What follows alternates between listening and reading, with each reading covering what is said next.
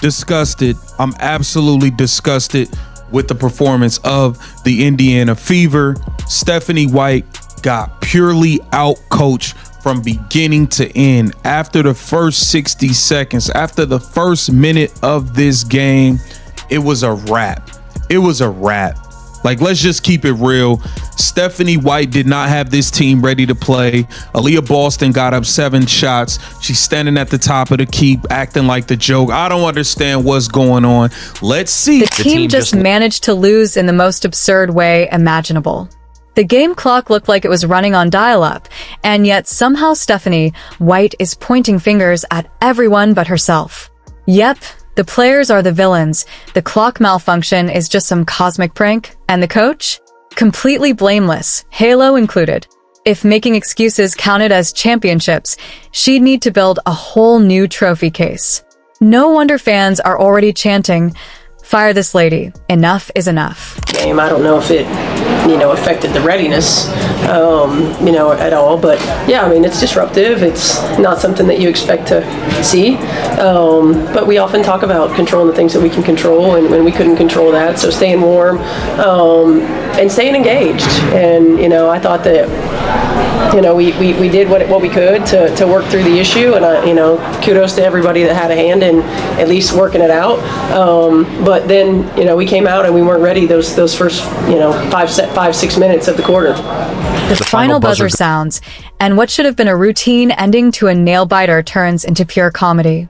It looked less like a game clock and more like somebody left their microwave on defrost and hooked it up to the scoreboard. The delay was so absurd fans started joking the arena must be powered by hamsters on a wheel. Instead of breaking down strategy, everyone was squinting at the numbers like they were trying to crack ancient hieroglyphics. You'd think professional sports could manage technology better than a 1997 dial-up modem. But nope, here we are, in a league where even the clock decides to take a coffee break. Function. I'm gonna be real, WNBA. That was nasty work. It was like an hour delay. This is nasty. Y'all gotta get it together.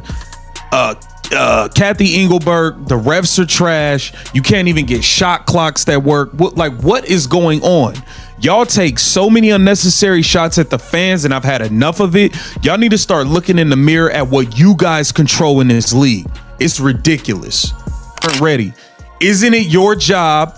Now, players have to play, yes, but isn't it your job as a coach to be reiterating to the players, hey, let's go, guys. We need to come out with energy. I know there's been a delay. Let's be on our keys. We know the game plan. Let's come out with some energy. Let's hit them in the mouth first to come out of this. And of course, as the chaos unfolds, the frustration boils over. Fans are fuming, players are scrambling, and memes are flooding Twitter faster than the game itself ever moved. Some called it a high school science fair project gone off the rails. Others swore they'd seen cleaner timing at church bingo night. But the true grand finale came in the post-game circus, starring Stephanie White, who made it crystal clear the fiasco was absolutely, positively, definitely not her fault.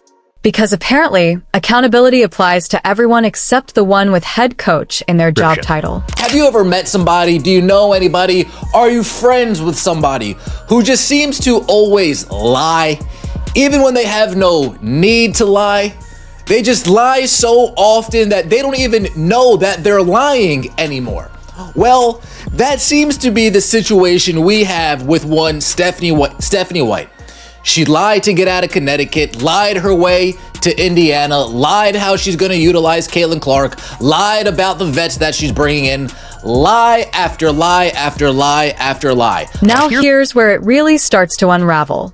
Stephanie White has developed quite the pattern.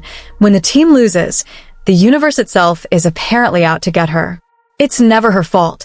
It's the players, the refs, or maybe the planets just didn't align properly that night.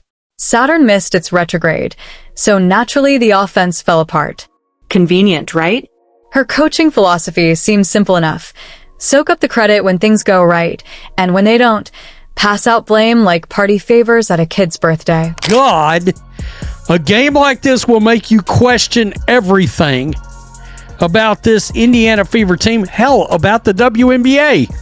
I mean, boy, that was some professionalism at the beginning of this game with All these shot clock problems. I mean, what are we doing here?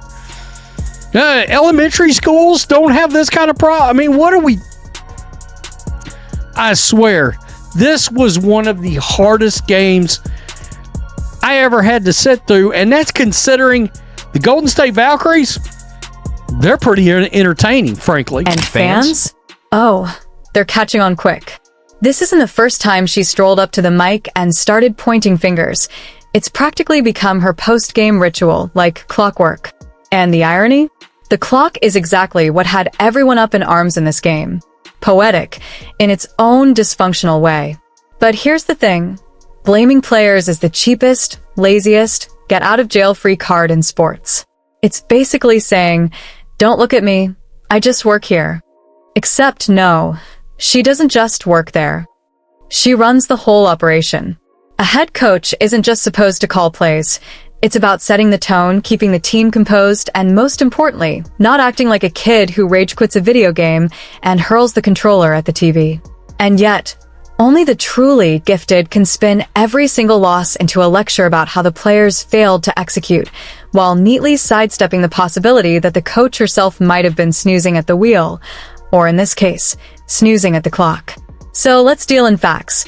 Did the players really choke this one away, or do White's coaching choices deserve their fair share of the spotlight under the oops column? Kase out-coaches Stephanie White yet again as the Golden State Valkyries sweep the Indiana Fever this season. They beat us with Caitlin Clark. They beat us without Caitlin Clark. We have the superior talent. They have the inferior team. We have a coach that stands there with her arms crossed. They have a coach that gets in the thick of things and crazy coaches. When you have a more talented roster, yet you lose to a inferior team, that is coaching 101. First off, yes, the players missed shots. They coughed up the ball more than anyone would want. But here's the real kicker. When the momentum swung after that bizarre clock fiasco, what did Stephanie White do to steady the ship? Spoiler, absolutely nothing worth writing home about. No quick timeout to regroup. No smart sub to spark energy. No tactical tweak to blunt the opponent's run. Just a whole lot of "you guys figured out" followed by "you guys failed." And somehow that passes for leadership. And let's be clear, that clock delay wasn't a harmless hiccup. It shattered momentum, disrupted rhythm, and gave the other team just enough oxygen to flip the game. That's the kind of adversity elite coaches are supposed to anticipate. We've seen teams push through power outages, wet courts, even streakers sprinting across the floor. But in White's universe, a 60-second clock delay is basically the apocalypse. No wonder fans are pulling their hair out. They can tell the difference between a hard-fought loss and a coach flat-out dodging accountability. It's not rocket science. History shows us time and again, great coaches, whether in basketball, football, or anything else, own their mistakes. White, she'd rather hand them out like party favors. What was that? Just everything about that, what was that? Like, it's been 3 hours since the game was supposed to start. The game was delayed basically an hour. What was that? Like, what was that? Like, the 63 points against the Valkyries team. Aaliyah Boston scored 4 points. She had 4 points. 4 points. Kelsey Mitchell, 4 of 14. They know morale has to come first. The best coaches step up and say, that loss is on me. Even if it's not entirely true, because that's how you hold the locker room together. You take the hit in public, then deal with accountability privately. That's coaching 101. Stephanie White, though, she seems to have skipped that class. Or maybe she was too busy practicing her blame-shifting monologue in the mirror. The sad part is this isn't just irritating for fans, it's soul-crushing for players. Imagine grinding on the court, leaving it all out there, only to know your coach is about to step to the mic and tell the world you're the reason the team lost. Every time it happens, the seat under White gets a little hotter. Because once the fans check out, it's only a matter of time before the front office starts asking tough questions. And the biggest one right now, if none of this is ever the coach's fault, then what exactly is she there for? Because if the players are supposed to handle everything themselves, you might as well cut the salary and let them coach themselves too.